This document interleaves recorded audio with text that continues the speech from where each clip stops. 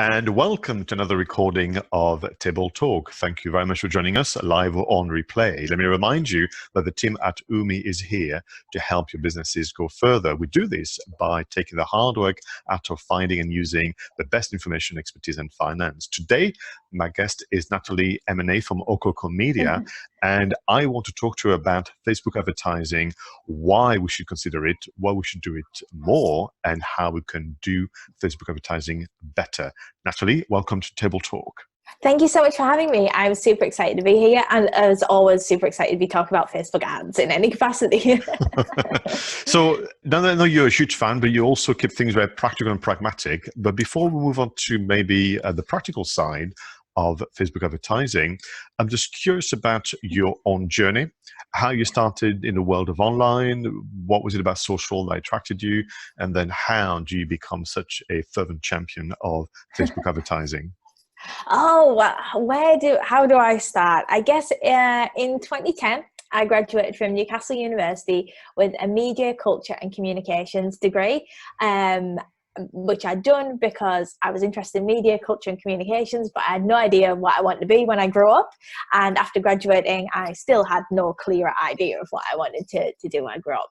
So I went to work for a mystery shopping company in 2010 because I was good at shopping. That was a good career move for me. It made sense. And basically there, it was kind of writing up kind of analytic reports, working with businesses to talk about what was important to them, what their values were. But it was 2010 and Twitter for business was just becoming a thing. And also specific to that industry is in 2010, Mary Portas, Mary Queen of Shops, as she is now known, released her first documentary series about basically the level of customer service for brands and also for consumers. And it suddenly meant that because I was the youngest member of the team who'd done something digitally at Newcastle University, I was put in charge of a company Twitter account. And as soon as I got that Twitter account, I knew what I wanted to do when I grew up. It was amazing. We were able to have really great real-time conversations with brands, with people that were interested in the same things that our business was passionate about, and you were part of that digital conversation. And this was back in 2010 where the competition was much lower. Twitter was noisy, but not nearly as noisy as it is today. And it was just that really, really kind of sweet spot within the market where the brands that were on Twitter were able to get a significant advantage. So it almost, and probably, hopefully I'm doing past me a disservice, it almost didn't really matter what we were putting out as long as we were putting content out. So with that in mind, I went to work for kind of another organization heading up their social media marketing department. And from there, identified a gap in the market for small businesses that wanted to work either on an outsourced basis or get some training specifically for social media. So because I was internal within a company, I had clients that wanted social media training, clients that wanted, to outsource. So I started ringing in kind of 2010, 2011, 2012, all of these Northeast providers of all of these social media things and saying, look, I've got this client and they run a small training company. They do health and safety training and they need someone to help them with their Twitter and Facebook and LinkedIn strategy. And they'd say, brilliant, that will cost an extortionate amount of money. And you're like, oh, okay, right. Well, they only sell these courses for like £100 a kind of piece. So they're not going to, and then you might ring another one and say, okay, this is what I need. And they say, great, just get them to write all of the tweets and send them to us and then we'll put them out for them. And you're like, okay, that's kind of not really a service. So by kind of accidentally doing all of this customer research, there was just such a kind of significant gap within the market for an organization that was really on a small business side. Now, since I'd been at university, I'd always enjoyed writing, and I used to do that under the name of the Original Copy Company. So 2012, I'm kind of, what do I do? There's a gap there. It would be really fun. I set up Okoko, Original Copy Company, expanded out with the idea that I would run it for 6 months and then I would go and do something else. And it would just be a really fun kind of project. And it has never, ever let me even think about closing it for that 6 months. It just kind of snowballed, and it's been absolutely phenomenal. And I'm at a point now where we are 7 years old, and literally, this is completely real. This is on my desk today, so we can do some 7 birthday photos. It's a big 7 foil balloon. It's been an incredible journey, but it's been 7 years of holding my own agency and helping clients get phenomenal results through social media. And I'm so pleased to say, because I've been quite reflective over the last couple of weeks, we do have with us a lot of clients that I first signed to my book 7 years ago, and that's awesome. It's been a hell of a journey. Oh, that's smashing. Well, I hope I'm invited to the party and have some cake Absolutely. with you. This is brilliant, and I think what is interesting, and I have to be careful to move in to check the interview and the Q&A elsewhere, but this idea of you find your niche, you find your, what was working for you, and you stayed the course, because it would have been tempting to move on to different facets of digital, but you stuck to social and this idea of community engagement and so on and so forth. Yeah, absolutely. Excellent. So because of the service that you provide and because of your interest, you've spent quite a bit of time, I know because you and I have spoken about it, studying, exploring, testing, and finding almost the right balance in terms of Facebook advertising. But I sense that there's still hesitation about the practice. I sense that there's still maybe some slight misunderstanding about it. Is that fair, or do you think that it's getting better? No, I completely agree with that. And I think it's one of those kind of topics where there's a lot of myths around it. It's a little bit like kind of SEO in that style, where there's a lot, everyone has a lot to say about it, but actually it then becomes very, very difficult to know what the correct bits and the bits that you should be listening to. I know a lot of experts like to, particularly within kind of the digital sphere, and this is probably something you're super familiar with, in order to stand out now, because there's a lot of digital experts about, a lot will kind of pick one like super controversial headline and like basically stake their kind of name, their hat, their agency on that. Whether it's something as dramatic as you should be spending 10 minutes a day on your social media, no more, and you're going to deliver phenomenal sales, with kind of, no delving any deeper than that. There's a lot of this type of kind of myth around Facebook ads, and we do see a lot of kind of good advice being put out there into the ether. And I see a lot of advice where you think, I don't necessarily know if I would agree with that. Particularly, people saying, oh, only use Facebook ads in this context, only use them for this.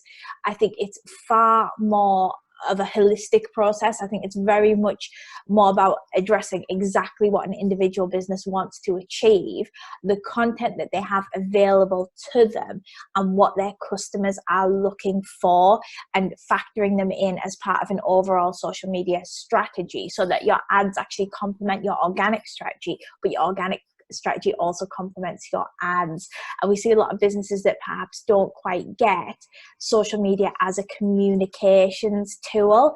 Overall, I would say, if you can imagine it like a phone, sometimes you're selling, sometimes you're providing customer service, sometimes you're just having a nice chat about the weather. That's the opportunity that social media presents. It is not sell. That's the approach it needs to have. So if I were to have a meeting with you, then you would challenge me, because you would actually want to discuss the whole Facebook ecosystem. Yeah. And you would ask a question around, Facebook page, Facebook profiles, groups, potentially what I'm doing with Instagram, Messenger, WhatsApp, and so on, so that then the introduction of advertising is almost making a lot more sense, or is part of the strategic approach. Absolutely, because I think a lot of businesses that are unsure what they should do on Facebook, and that leaves them victim to that boost post button. And I wish I wanted anything as much as Facebook wants you to boost that post. It basically will always give you the option. It will always prompt you, and sometimes it will give you complete red herrings. So, for example, we have had this week some businesses that have sent through pictures of their members of staff who've done the Great North Run, and we've put them out on their social media profiles, and they've done phenomenally well. So they might be getting, for a business that might average between 5 and 10 likes or engagements per Facebook post, we might be up to 50 or 80 likes on these particular posts, because they're very, very community led, they have a charity element, and they're human, so they do great as organic posts. But Facebook is sidling in there, and we're getting the notifications that like, hey, put some money behind this post. But realistically, if you put money behind that post, all you're doing is showing potential customers a picture of a person that they have never met before, and just kind of saying that they ran the Great North Run. It's not a meaningful message to put in front of a new audience. It's lovely for an existing audience, but it actually brings nothing to the table if it is your first kind of engagement with me.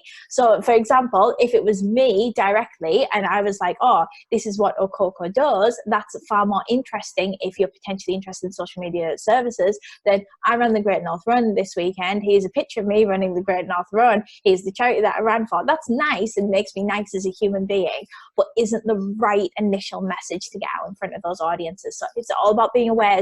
Are we talking to our existing audiences that know us, or are we talking to new audiences? And particularly that boost post button on Facebook really blurs the boundaries between those two.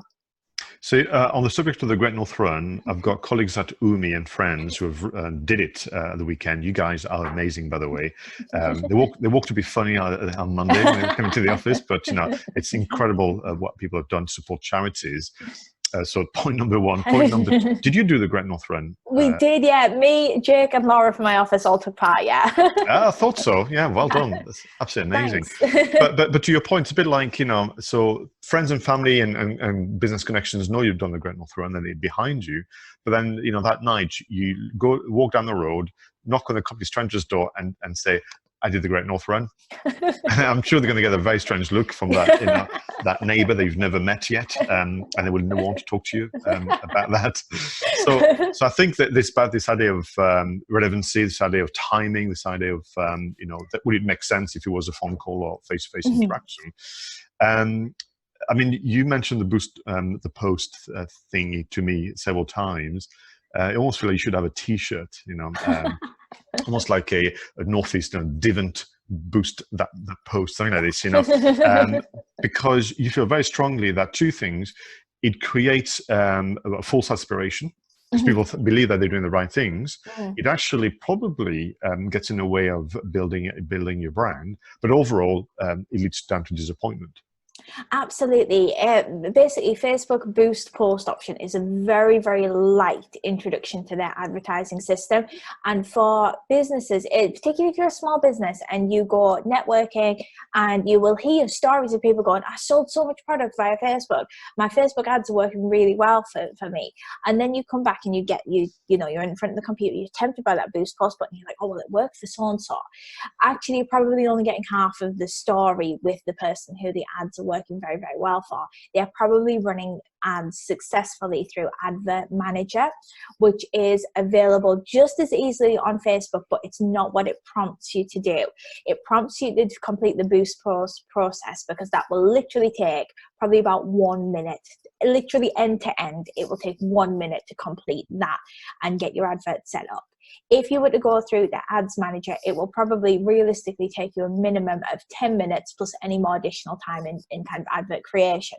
So it is very much about that investment. However, the investment of the time is worth it kind of tenfold, and it will deliver, because Facebook ads as a system basically gives you so much more control. The first thing that you will tell the Facebook ad system is exactly what you want your audience to do.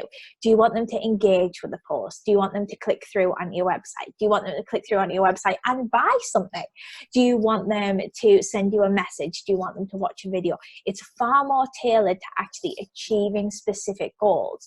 And this works on two levels. So it works on the level of Facebook will report on whatever you've told it is the most important thing. So if we've told Facebook that the most important thing is that we reach a lot of people, it will tell us our cost per 1,000 people reached as the primary reporting metric. If we tell Facebook that we want people to watch a video, it will tell us how much it costs to get each person to watch a video. If we tell Facebook we want clicks to a website, it will give us a cost per click to a website. So it helps us as mere mortals better understand what we're actually looking at in terms of results. results. It also helps shape our advert, because right from the start we're thinking, okay, if we pay to show people this, what do we then want them to do? But also it is initially at this stage where Facebook starts to filter its users, and people don't always appreciate this because it's a little bit hidden, it's a little bit lost in the ether. But if you are going after people who, let's say, run small businesses and might require an accountant. Now, if you had two different adverts running, one that was traffic to your website and one that was engagement on a post, so getting people to actively engage with that post on Facebook, and one that's traffic to a website. If I am your target customer thinking about changing my accountant within a small business, but my Facebook behavior means that I very rarely click on anything. So I very rarely, when I'm using Facebook, which as we all do, far too much probably, but for significant periods of time, Facebook gets an idea of the behaviors and the types of things that we do and don't do. Now, if I very rarely click on a Facebook ad or a Facebook post to go anywhere else, Facebook learns that this is a behavior of mine, and it knows that I am more likely to respond to something that I can engage with directly on Facebook. Therefore, I'm more likely to see the engagement post than I am the traffic post. But let's say if that was the other way around, it would flip, and I'd be more likely to see the traffic post if I click on lots of things, but I very rarely engage. So we're already starting to filter your audience on Facebook. No one wants your Facebook ads to work more than Facebook does. I promise you, even more than you do. Facebook wants it because it wants you to continue to pay them. But often we see people that go a lot of investment into a Facebook ad, but they don't have it quite right, and they can get their fingers burned a little bit. My advice on that is also make sure that you're live monitoring, because Facebook ads give live reporting. And if it doesn't look right, you can change it, or you can pause it, or you can pull it. So everything's in your kind of control with your Facebook ads. It's just all about putting that effort in. Again, coming back to the boost post, have it boosted for a week. Don't look at it until the end of the week. Then go back and think, well, that didn't work very well. Set it up through Adverts Manager and look at it every day. I look at all of our Facebook ads in the office that run every single day. I know that's incredibly sad, but it makes them incredibly more effective because I know exactly where each one is sitting. Okay, thank you very much. So a reminder for our viewers and listeners who are joining us live to use the chat area to ask questions of Natalie, because that's what she's here for, and she enjoys answering questions. Make sure that when you do so, choose the to the panelists and all attendees in the drop-down options on the to for your message. But can I pick on something then? So let's say, let's assume that I've not used Facebook advertising just yet and the ad manager. Where do I start? Do I maybe choose one easy form of advertising, or do you want me to try a bit of everything? How do I begin? Yeah, it's a great question. I would say first job is like get your house in order. So what I always encourage clients to do is think about Facebook as their Facebook presence as a whole as a beautiful pond. So all of their customers are Facebook users, and they swim around. They're the little fish in the pond. And what we're trying to do is take our little segment of pond that is our Facebook page and make the top of that, which is our organic presence. This is what anyone who, if they go to your Facebook page, they can see your recent posts, as beautiful as possible. We are building this gorgeous ornamental pond. So if we have a nice staff photo or someone that's done the Great North Run and we put them on there, that's a beautiful little decoration, and that makes that super pretty. And within that, we want to be building up all of the types of things that you might have within the sales process. So think about your own natural sales process and how you talk to customers. So you might do things that build rapport, like show that you are human with some charity work or team photos. You might offer advice throughout that process. So think about what the pain points are for your customers and put some good advice that's visible on your Facebook page. And basically have your Facebook page functioning as this lovely, fluffy presence for your business. Now, once you've got that in place, and if you're starting literally from scratch, or if you're coming from sell, which is something that a lot of businesses fall into, and it's nothing to be ashamed of because you don't really know what you're meant to be posting on Facebook, so you post something, which is better than nothing. Give yourself about a week to get that fluffy content drip fed. You don't want it like literally 5 Facebook posts went out in the space of 20 minutes to try and make you quickly dress up the pond. Quickly, we've got guests, get the pond looking nice. Now, once you've got that in order, probably about seven kind of days it'll take you to drip feed that. or just look at what you've got, make sure you're purely happy with it and tidy that up. From there, we are going to target our little fish. So you'll have some fish that are already aware of your kind of ornamental pond. They're already looking at it. And sometimes you'll put something out that's such a beautiful decoration, they will opt themselves in. They'll go, oh, you know what, I'm going to have that. But for the ones who are in the market for your product or service, but who haven't heard of you yet, we're going to put your ads into your mix. And your ads are your sharks. So if you set up an advert through Facebook Ads Manager, this goes out as what is referred to as a dark post. Now that sounds incredibly sinister, but it completely isn't. All that simply means is in order to see that particular post, you must have something within your Facebook profile that puts you in that demographic. So for example, let's just say I am in the market for a new car. So I've been to a car dealership, or I've looked on Auto Trader, or I've been onto a car manufacturer website. There's something in my browsing history or my behavior that means that I'm in the market for a car. Now, if a car dealership sets up an advert and has that targeted correctly, so it only goes out to people who are in the market for the car, I will see that, but perhaps, Pascal, you're on Facebook, your profile is very, very similar to mine, similar characteristics, but you're not looking for a car in any capacity.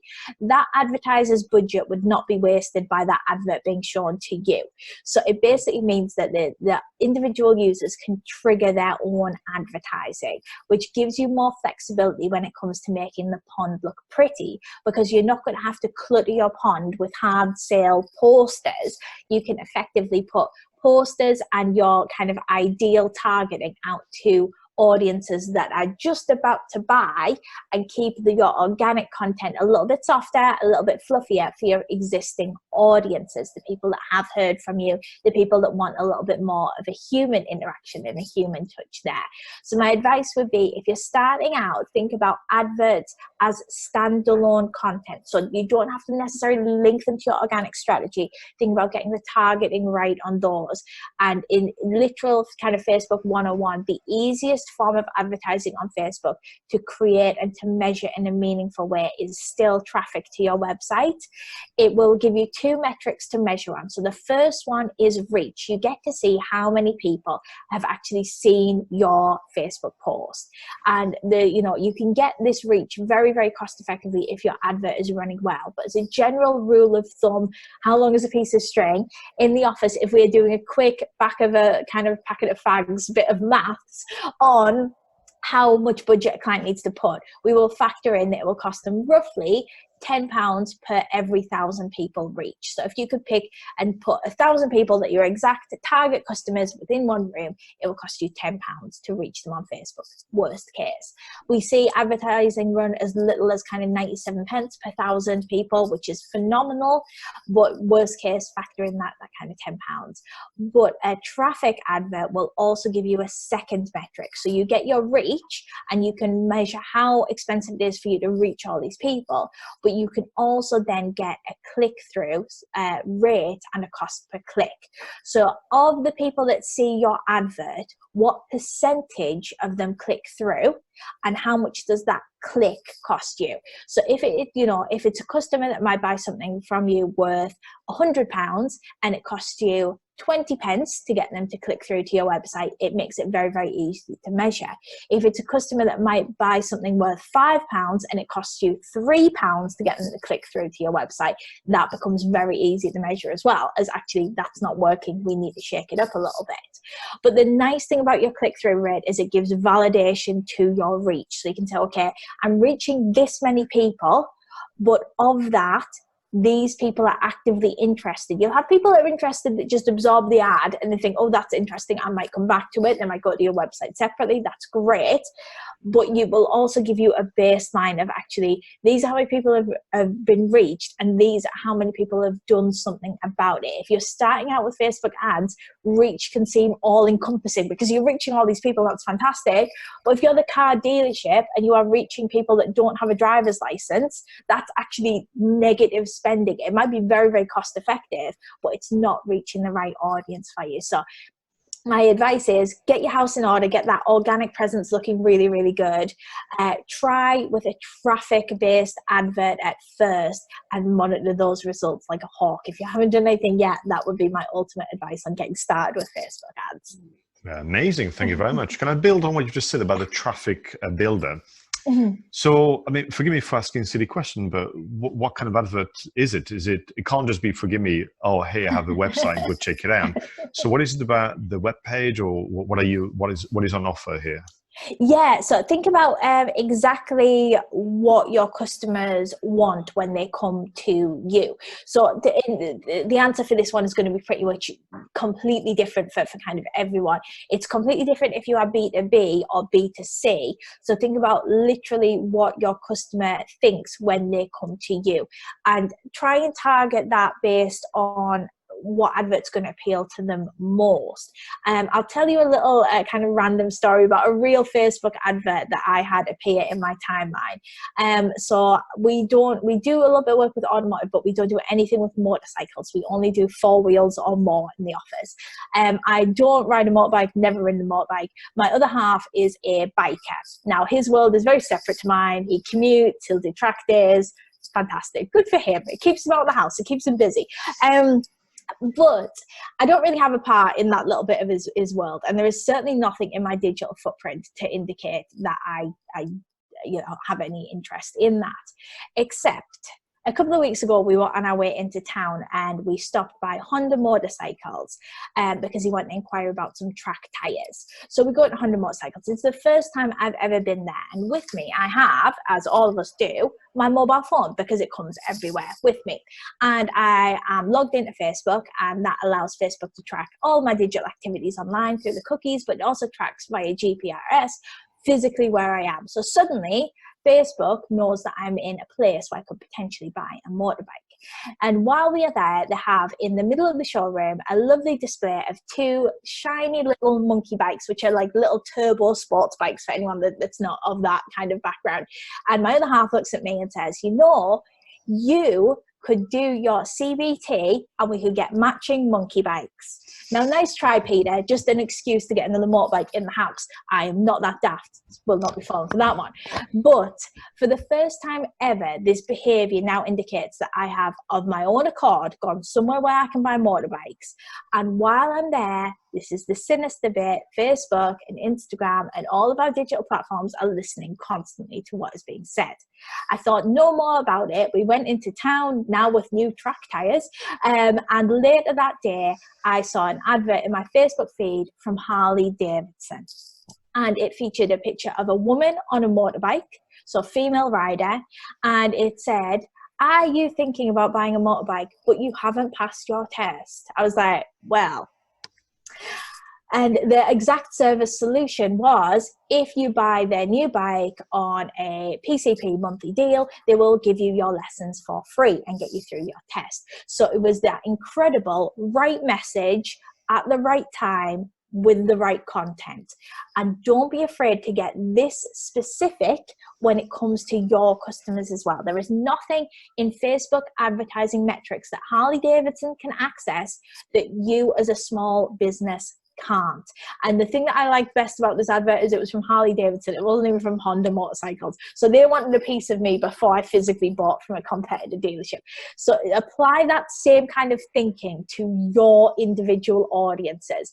What are you going to sell them? And where are they today? And what conversations are they actively having? So if you are the accountant and it's someone that's unhappy with their current accountant and you want to target someone who's been in business for quite a while, so they are more likely to be more established, could be a business of a certain size or a certain sector, and you want to show them something that says, if you are considering changing your accountant, contact us for a consultation. That will work very well. If you are targeting startups with a very, very specific ad, you might want to say, just starting out in business, brilliant. We have some excellent startup accountancy packages available.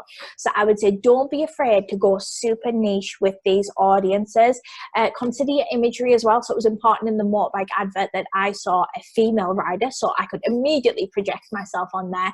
We have seen similar kind of results if we've been doing, we'll keep with the sports theme, we did a bit of consultancy for a council that had a 10K, and we found that if we showed a male runner a picture of a man running in the race, he was far more likely to register for the 10K than if he saw a female runner, just because he could immediately project, and that worked vice versa as well.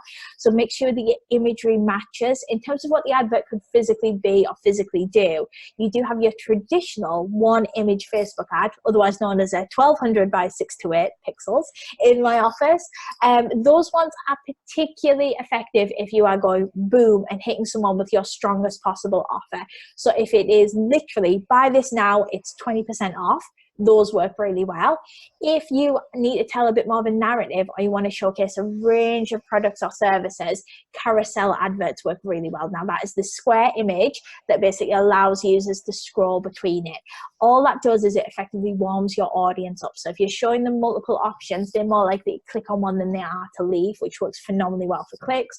Or if you are kind of B2B and you want to tell a little bit of a story because you know you're going in cold to someone that might not be super in the kind of mood to think about accountancy when they're checking Facebook at 10 o'clock at night, it will work like that as well. So there's lots that you can do with it, but have these adverts run very, very niche and very, very specific.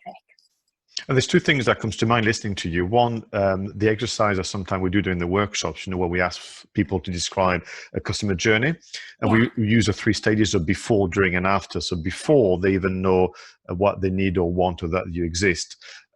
So what kind of questions, what kind of deliberation might they have, as you described? During is when they've shortlisted a few suppliers or kind of partners, and how would they go about choosing the one? What kind of question might they have? And then after is they've bought from you, and they may have supplementary questions, what can you do to answer those? And then pointing to pages that would either answer those questions or give them a download or a checklist or a tutorial to watch and so on. Really, it shows your qualities in terms of customer service to begin with, as well as your qualities as a communicator. And then the final thing that I wanted to mention then, as a reaction to what you just said, this idea of study what's already out there, study what's working, and put together a scrapbook. Something that, as I recommend during the workshops. They saying if you see something that seems to be well crafted and works well for you, screen grab that page and put it into a folder. And then within the space of a week or two, you'll have so many good examples of adverts, both from a graphical execution point of view, but also thinking, interesting, the angle or the wording was quite precise compared to a kind of general message out there. All right, so now listen, what if I've been doing Facebook advertising for a couple of years, maybe 2 or 3 years? I know my stuff, but now I want to get a bit of extra value. Have you learned any interesting tactics that can give you that extra edge? Yeah, absolutely. So you can have, we talked about kind of doing niche advertising, but have you considered going even more niche? Because what you can also do is ensure that your adverts are running and delivering good results, and then even tell smaller, narrower stories within that. So let's say we'll use the running example. You've got a female runner and you've got a male runner, and you might be seeing really good results from that, but have you considered splitting that even further and having it a male runner split by age, so it becomes immediately more effective for people kind of seeing that image? These are the types of things where it might literally just shave 5 or 10 pence off that cost per click, but could deliver overall a phenomenal kind of little boost in how effective your Facebook advertising is. So my advice is go as niche as you possibly can with it, whilst still running a business, of course. That's the other thing. You've got to be able to fit in all of the other stuff. If you are running your own adverts, but you haven't yet tried uploading your own data, that is often an area that people do feel, again, coming back to a little bit more tentative about, particularly in the wake of the Cambridge Analytica scandal. So for the official record, let's go with, when you upload your data to Facebook, it runs what it refers to as a hashed search. Now that is actually an encrypted search, and what it does is it does not store the data in any way. It rinses it through its system, and it will come back to you with a number of how big that audience is, and then from there that data is completely anonymized. So if you have a database with 1,000 people on it and you upload it, rinse it through Facebook, it will tell you that of your 1,000, 600 of those people was a match, and then you can choose whether to market directly to them or not. Now with that data in mind, it wouldn't tell you that Mr. Jones is on the list but Mrs. Smith isn't. You can't do anything with that data. Once that data has also been uploaded to Facebook, it becomes static. So if you are someone that has a slow moving database, let's say you're the accountant, slow moving database because people are either on your books or they're not, and it takes them a little while to come on and then even longer to leave if they do choose to leave, then that is the type of data you might not need to update all that often. If you run a coffee stand and you go to events, and every event you get 40 to 60 sign-ups of people registering for your mailing list, and your list grows very, very quickly, that is data that you will need to update regularly on Facebook if you are actively targeting that particular audience. If you've updated it 4 months ago, but actually your audience has grown substantially since then, you will need to do another complete upload of that data. Now, showing messages to people that have already interacted with your product or service is a great way to grow your Facebook page, particularly your kind of organic following, through a paid ad that then gets people to like you, and then they see your future posts for free effectively. But use that with caution, because these are not people that want a hard sell. These are people that have already engaged with you in some way. So they don't want to see a 10% off introductory offer because they're already your customers. But if you're running a competition or a giveaway or something that is fun, or again, coming back to ad advice, give them some value, what's their pain point right now, that's great content to show those audiences. So don't underutilize that kind of existing audience that we all have. And my kind of third point on your own data is, once you have your own audience on there, you can create what is referred to as a lookalike audience. So these are people that have the exact same characteristics as your customers, but who haven't bought from you yet, or even necessarily heard of you. Now you can target these customers, but again, you would want to give them something that introduces them to the brand. So don't assume that they know anything about you. Don't assume that they even care about you all that much. Just give them something that actually they might want to latch onto and kind of go from there. A lot of people do shy away from their own data and their own data on Facebook, but I think there's lots of little wins to gain from that. Smashing. Thanks for the reminder. Now, listening to you, it takes me back to the early days of advertising. So I started with print media, and really, by comparison, we were just working blind. I mean, we were doing our very best. So to your point about photography, because we didn't know who's going to see the advert, we're trying to, try and please everyone, but in the process impressed no one. And the data was very hard as well. I mean, it was based on a lot of assumptions. So this is a better time to do your advertising, and it's also more accessible because of the budget requirements. Staying with this idea of doing more advanced tactics, have you had the chance yet to try with your customers video, animation, or even audio? Yeah, and generally we find that what works best is effectively a mix of those types of kind of media, because different people respond to different content more. So often you might have some audience members that actually would really love to watch a video on something, or you'll have audience members that would actually really rather read a blog about it. There'll be a name very familiar to you and I, Pascal, but if you look at Gary Vee and basically how he repurposes content on every single channel, so it's his own content that then becomes repurposed into podcasts, into videos, into IGTV content, into blogs, into tweets, into Instagram image posts, into cartoon strips. He is the absolute king of covering every base, because he understands that his audience will want to engage with different types of content. And that is the exact same principle that we can apply to Facebook advertising and the types of variation that we might actually want to show people. Now, video at the moment is Facebook's golden child. So any video that you put out is heavily rewarded by being the most cost-effective type of advertising. But we do see that people haven't necessarily updated their concept of what video is from that sort of early 2010 type content, where you will remember this, the average or even recommended length of a YouTube video used to be 3 minutes. And it used to start, like, be all filmed horizontally. It used to start with a lovely fade in of a logo, and that's just not the type of content that delivers in terms of social media ads right now. So the optimum time recommended by Facebook for an ad is 15 seconds in terms of video. And what that indicates is, try and not have your ad be the be all and the end all. Have your ad as the start of the journey, not the end.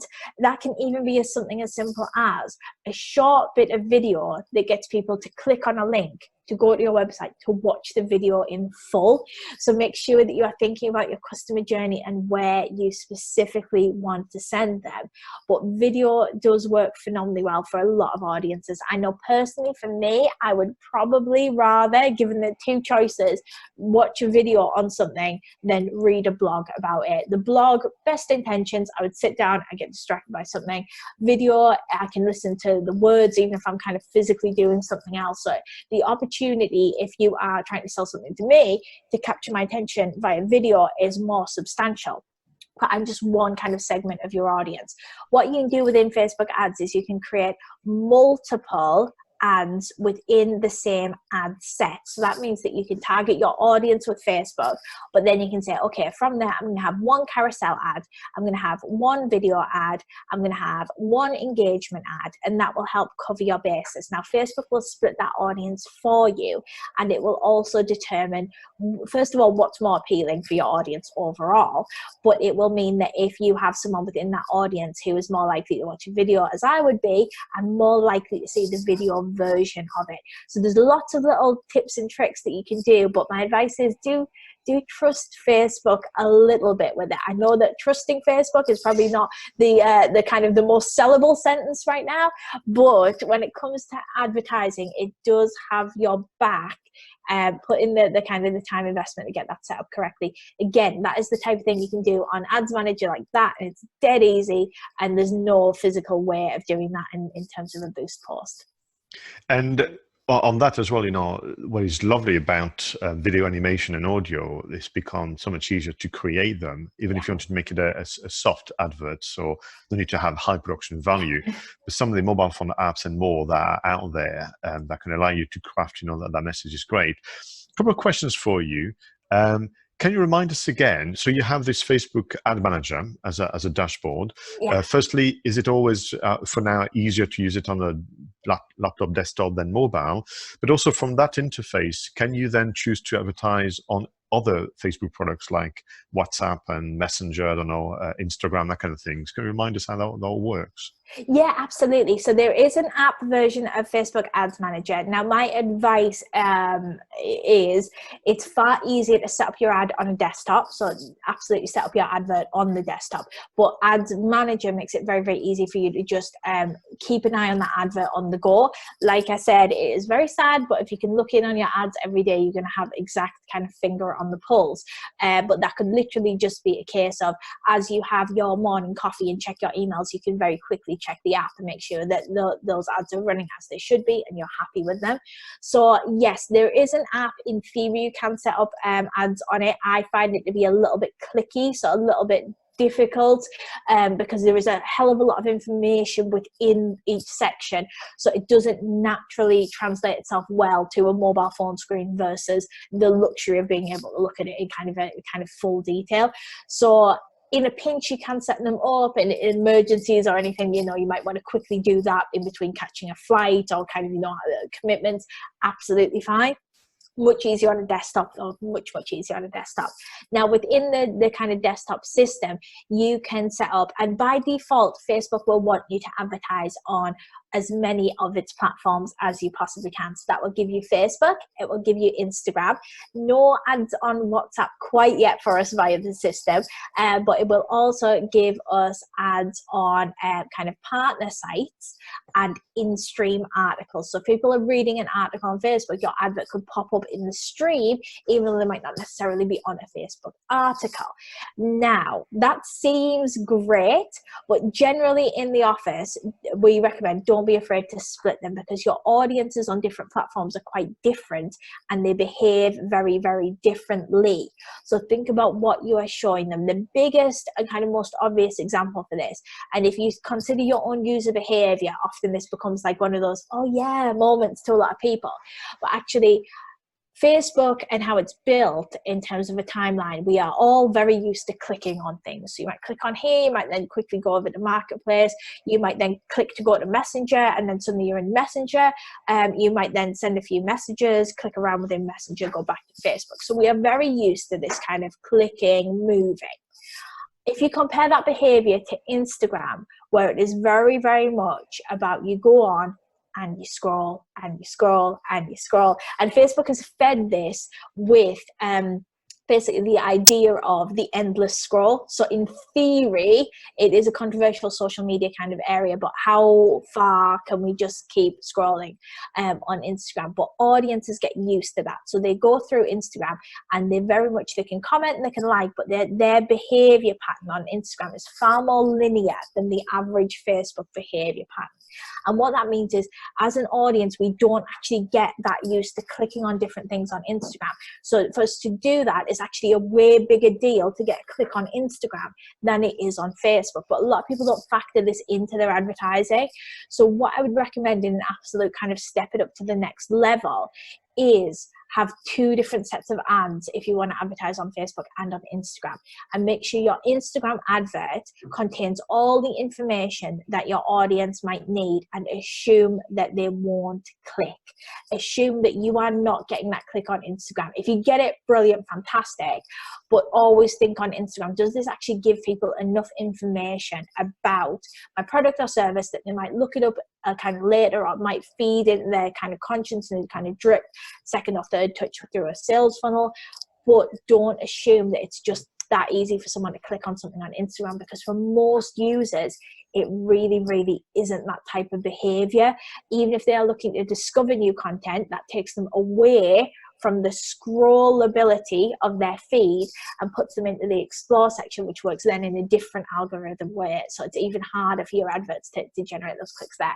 However, over on Facebook, assume that you're going to get the click, because clicks are easy. Clicks are so much lower value on Facebook, because people will click and they'll be like, oh yeah, I might have a little look at that, and then I know I can go back to Facebook. It's the behavior that it's fostered as a platform. So if you can, set up a separate advert for Instagram and a separate advert for Facebook. If it's really important to you that you are driving clicks, perhaps consider turning Instagram off completely so you can double down onto Facebook. Facebook works well across Facebook. A Facebook ad will work as perfectly as it can in streams, as it will in Messenger, as it will in articles, because we are used to that behavior. But yeah, you can certainly target all, but be just a little bit wary about Instagram on that. Super. Wow. Do you know, I knew it was going to be a good session with you on board. Thank you so much. Now, before we wrap up, because sadly time is nearly over for you and I to be talking to each other, from your point of view, are there things that you wished were better in terms of the platform itself? And do you have any insider knowledge about what they're planning to do with the Facebook advertising platform as well? Well, I think kind of insider speculation, as we see Facebook move further away from news feeds and more to community and discoverability and finding new products, that fits very, very well with Facebook's kind of advertising ethos, which is it allows you to target in a very niche way, because it's better for you as a business and it's better for you as a user. So it's more relevant for me to see an advert from Harley Davidson because I might buy a motorbike than it is for me to see an advert for soft toys for llamas because I don't have a llama. And you know what I mean? It's that level of it. Facebook wants to show its users the most relevant content, whether that's organic or whether that's paid.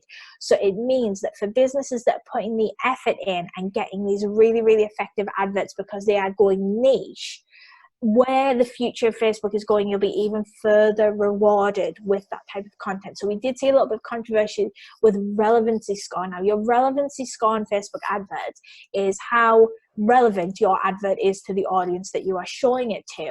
It's marked out of 10. And generally anything above a 7 is a solid advert performance and indicates that your advert, the audience that you're going after, is correct. Now, Facebook did take away relevancy scores for quite a while. They've been out of the picture. They have literally just come back. And this is something that's going to have even more of a bearing kind of going forward, that actually we need to be taking a responsibility as advertisers to be relevant to our audiences. And that means in terms of we're showing them the right things at the right time, and we are addressing the concerns that we have, and we are making it easy for them to see themselves in kind of our products and services. My kind of biggest gripe with Facebook ads is, of course, and I'm sure this is going to be the case for so many people, it is the text limit in your imagery. Now, again, come back to one where there's myths and things.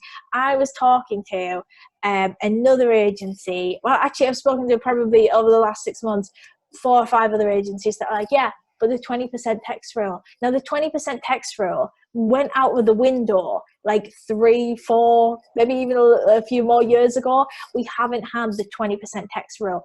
But because often agencies or in-house members of staff can become very, very complacent, they still think it's there. So if you are working with an outsourced provider, you may not have the required amount of text on your image. You could probably have more text on your image. And as we all know, words and pictures work better when they're combined together. So look into that and check that your advertiser or anyone that you're working with is still properly relevant for you. And if you are doing your own ads in-house, but you want to explore text on them, there's some really cool tools out there like Canva that allow you to very easily take imagery and overlay text and make it look acceptable in a kind of graphic design fashion. And those work very well. Coming back to even what you're saying with kind of animation and moving images, there is some really cool, just landed on Canva this week, animated pre-templates. So if you're having a little sale, you can have, you know, a product photo that kind of like just moves from side to side and a little sale sign that flashes, making your content far more engaging for your audience. So yeah, be careful with the text limit. If you are running probably realistically over about 40% text, Facebook might turn your advert off. So it does become a little bit of a bugbear. 20% was easy because it was a science. It was either 20% or it wasn't. Now it's a graded traffic light system that we all have to try and make sense of. But there are a lot of people out there that don't have that little information knowledge that it has updated. So don't be afraid to explore and try a little bit more text. The worst thing you can do is have a message from Facebook saying, reduce your text or we're not going to run your advert. Well, that's you told then. Thank you very much for that. I wonder if there's ever going to be a webinar where we don't mention canva.com. It's just that good. It's that good. It's such a great platform. You know, there are plenty of others out there, but this one is just, you know, gives you a bit of extra. It's always the one that we always mention during the content marketing workshops and so on. Now, listen, I'm sure that our audience live and on replay will have probably further questions for you. What is the best way to get hold of you if we need to know just a bit more and ask you for your advice on Facebook advertising? Yeah, sure. You can find me on LinkedIn and on Twitter. I'm most active on both of those platforms. So yeah, send me a tweet. I'm always happy to pick up kind of Twitter. And yeah, I'll find me on LinkedIn, send me a message because I'm always happy to talk about Facebook advertising or in fact anything to do with social media at all. That's very true. If you look at Natalie's LinkedIn page, you'll find that's very much the case. And we put your contact details in the show notes below. But listen, a huge thank you to you for such a passionate and detailed conversation with me about Facebook advertising. So it's a wonderful refresher from all of us. And for you out there, our audience from Umi, thank you again for your questions, suggestions about the topics you want us to talk about in the as part of this series. Until next time, go out there and look after your social network. Bye-bye for now.